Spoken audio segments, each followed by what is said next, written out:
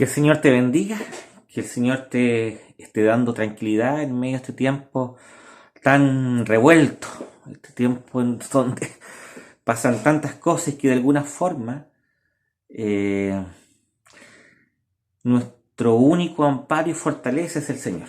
Entonces te animo a que centres tu corazón en la voluntad del Señor para que en Él podamos encontrar el sosiego que ciertamente necesita nuestra alma. Hoy día vamos a empezar a ver los 6 mandamientos que prosiguen en el Decálogo. La ley del Señor hasta ahora ha sido vista hasta el mandamiento número 4. Y hoy día vamos a ver cómo se sigue desarrollando eso. Te invito a que podamos orar a Dios para que el Señor nos dé el aliento necesario, la inteligencia y la piedad para poder ser obediente a los mandamientos de la voluntad de Dios. Padre Santo, venimos delante de ti, Señor, buscando tu auxilio, buscando tu sabiduría. Tú sabes, Señor, lo que es bueno y te suplicamos de que tú nos des el querer hacer lo bueno. Aliéntanos en nuestras capacidades, Señor, que tú has regenerado, nuestra voluntad, para que busque lo que es agradable a ti. Bendícenos, Señor, te suplicamos. En el nombre de Jesús. Amén. Bien, pues el párrafo número 122 dice lo siguiente. ¿Cuál es el resumen de los 6 mandamientos que contienen nuestros deberes para con los hombres? La respuesta a esta pregunta reza de la siguiente manera. El resumen de los 6 mandamientos que contienen nuestros deberes para con los hombres es amar a nuestro prójimo como a nosotros mismos y hacer a los otros lo que queramos que ellos nos hagan. Y esto haciendo eco de Mateo 22, 39, 7, 12. O sea, Mateo capítulo 22, 39 y Mateo 7, versículo 12. Y es la dinámica que siguen los mandamientos. Si los primeros 4 estaban siendo conducidos, orientados al amor a Dios, los siguientes mandamientos nos arrojan al amor a los hermanos. Uno puede decir que ama a alguien, pero decir y hacer hay un abismo entre ambas cosas. Y los mandamientos 5, 6, 7, 8, 9 y 10 nos van a señalar de qué forma concreta nosotros debemos amar a los hermanos. Bien, el párrafo 123, ¿qué dice? El quinto mandamiento es, y aquí abre comillas, para citar Éxodo 20:12. Honra a tu padre y a tu madre, para que tus días se alarguen en la tierra que el Señor tu Dios te da. Entonces el quinto mandamiento va a hacer relación con el honor que le debemos a nuestros padres y también a nuestros superiores, como lo interpreta así el catecismo. El párrafo 125 pregunta, ¿por qué son llamados padre y madre los superiores?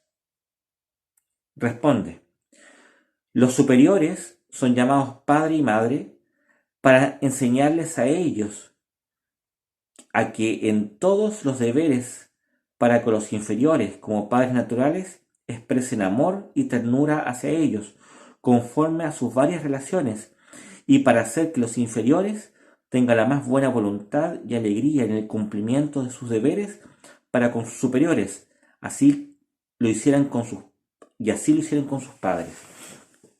Tal vez este lenguaje de superior e inferior hoy día nos choque bastante, pero resulta de que responden a una época y a una cultura, incluso a una terminología, sin lugar a duda, heredada del medioevo. En la Edad Media se hablaba de mayores y de menores, y eso hablaba justamente de cierta sujeción a la autoridad. Ahora, lo interesante que en la misma lógica del Evangelio, recuerden ustedes cuando Jesús le es cuestionado por quién era el mayor, y él dice que como que invierte la lógica del mundo diciendo que los mayores son aquellos que sirven. Bueno, la respuesta del catecismo hace exactamente lo siguiente, porque de alguna forma establece que los superiores deben ser virtuosos de manera de despertar la obediencia en los inferiores. Traduzcamos eso.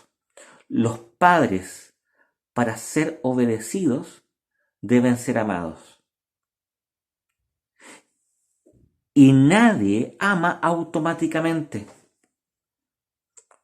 Uno debe despertar a partir de la virtud la devoción de los otros. ¿Se dan cuenta? Entonces, de alguna forma, algo que para nosotros es bastante evidente, abre la posibilidad al desacato. Es interesante, esto es una interpretación tal vez más contemporánea. Uno acata lo virtuoso, uno acata la verdad. Uno no debe acatar ni lo vicioso ni algo que nos lleve a cometer pecado. No es una obediencia irrestricta a los padres o a los superiores, sino que es una obediencia en última instancia al primer mandamiento. ¿Se dan cuenta cómo todo está relacionado? Si hay algo que me dice los padres que vaya en contra de los mandamientos de Dios, yo tengo la obligación de desobedecer. Ejemplo muy contemporáneo quizá. Lo que pasa con el abuso tan frecuente, incluso dentro de contextos de iglesia, el abuso a menores.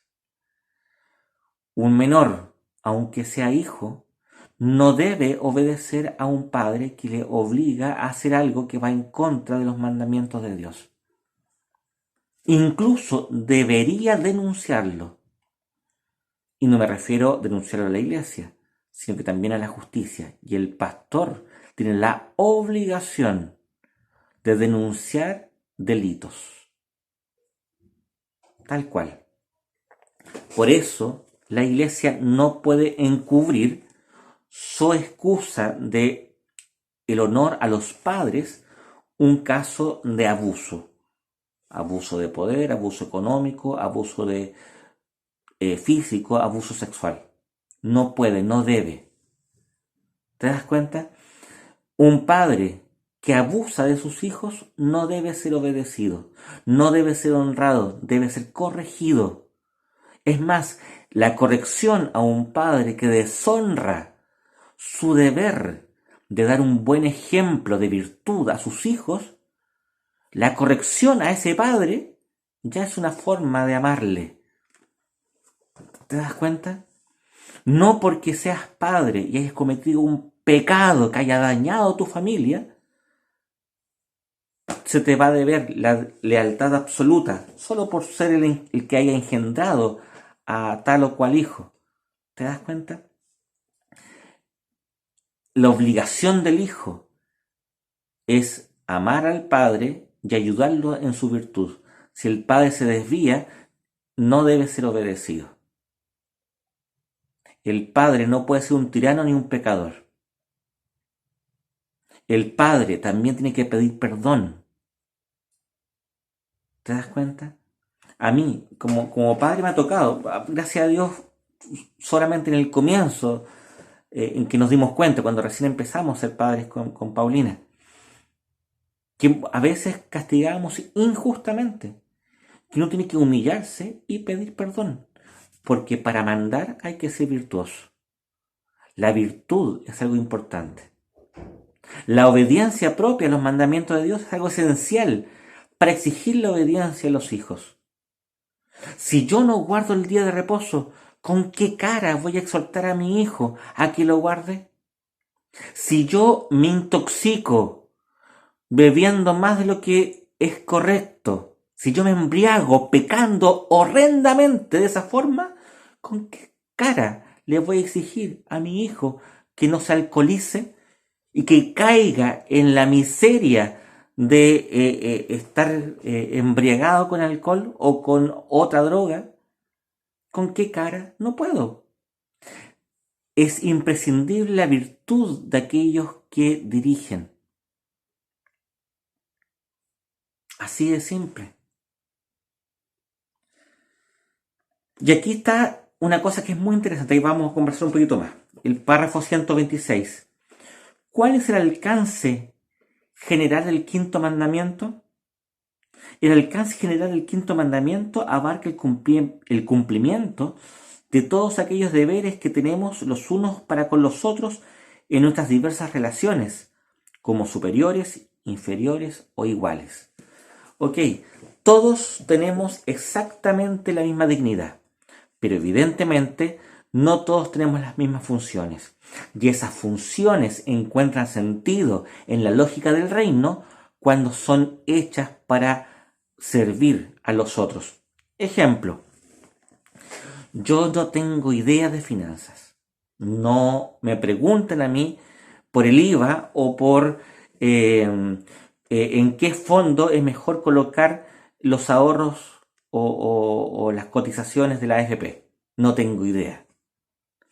Pero aquellas personas que tienen ese conocimiento están obligados delante de Dios a usarlo para el bien de las personas y jamás para el servicio de sí mismos. ¿Se da cuenta? Si yo hoy día tuviese conocimientos en electricidad y no voy en ayuda de un hermano, de una hermana que sufre un problema eléctrico o un problema en las cañerías, en el caso que tuviese conocimientos de fontanería, o en el califón, etcétera, etcétera, etcétera, con cualquier sea la capacidad que me hace a mí superior en conocimiento a mi hermano que no sabe, y no voy en ayuda, ese conocimiento para mí es condenación, porque no lo estoy ocupando para el bien de los otros, como herramienta de amor. El conocimiento que sin lugar a duda me pone en una posición de superioridad frente a la realidad, el manejo de la realidad, la electricidad, el gas, la posibilidad de que salga o no salga agua caliente del califón, eso es un poder sobre la realidad, que está sometido a mi conocimiento. Si yo no ocupo ese conocimiento para otros y por el contrario lo ocupo de forma egoísta, solo para mí, para mi beneficio, estoy pecando y no soy parte del reino de Dios. Tan simple como eso. Entonces, el uso del conocimiento es lo que de alguna forma nos posiciona como superiores o inferiores. El asunto es que el superior sirve, no se sirve de los otros.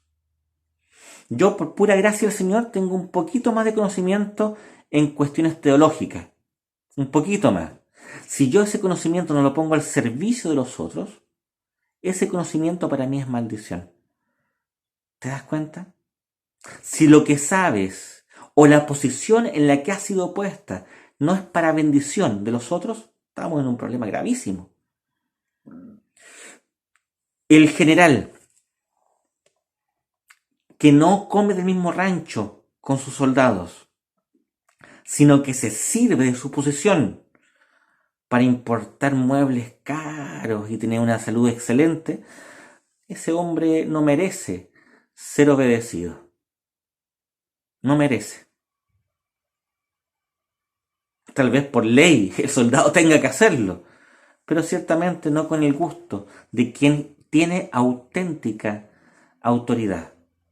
De hecho, la palabra autoridad, cambiémosla un poquito o tratemos de entender este sentido de superioridad o de inferioridad. a partir de la palabra autoridad. La autoridad es la capacidad de hacer crecer en el otro.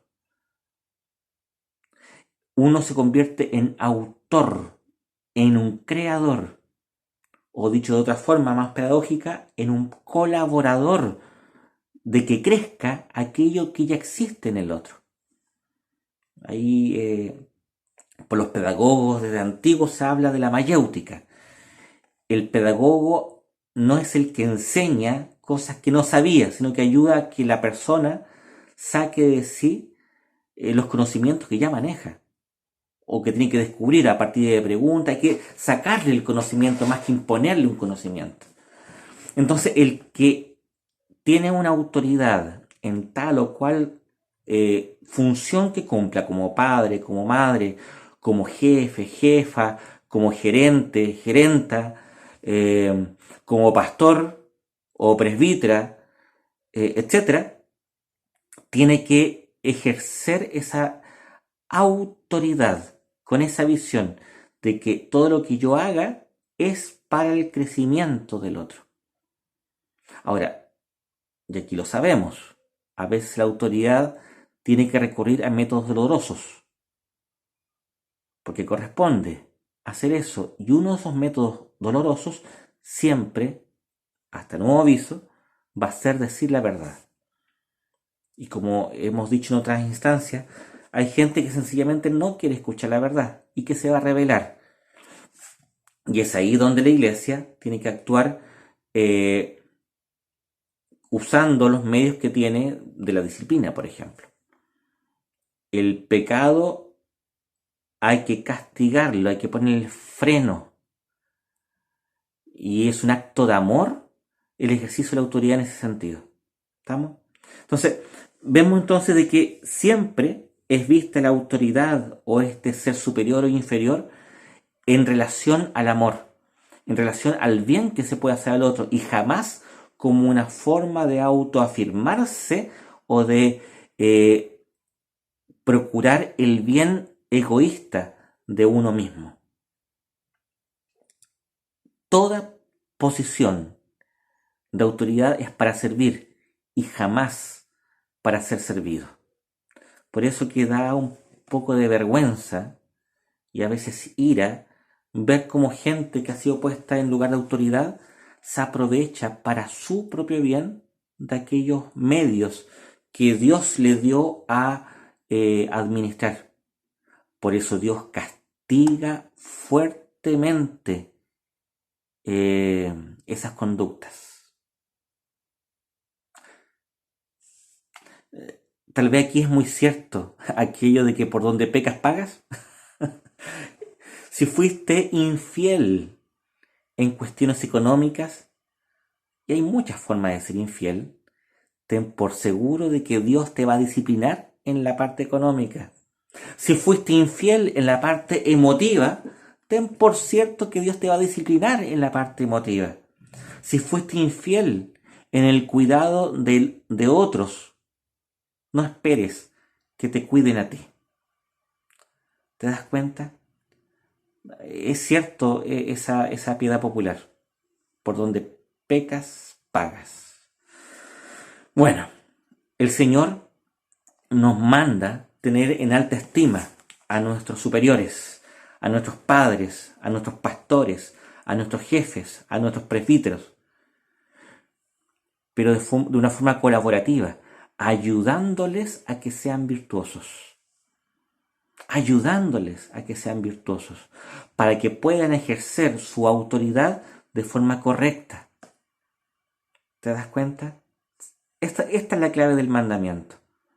Al Padre no se le obedece solamente porque es Padre, sino que porque es un Padre virtuoso. Y si no lo es, yo debo colaborar para que lo sea, incluso acusándolo.